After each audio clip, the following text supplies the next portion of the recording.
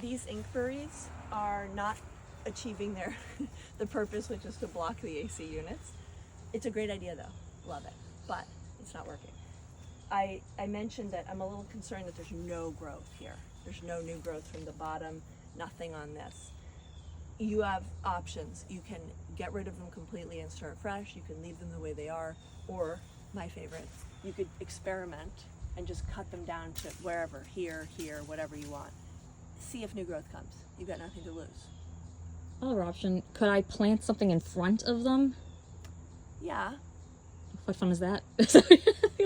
I mean, what is it going to be though that's super narrow? Like, you got to have something so narrow and shallow that it fits, unless you want to adjust the line here, but you're not over here. I Right. would not spend time No. on this area. Right, You no. know what I mean?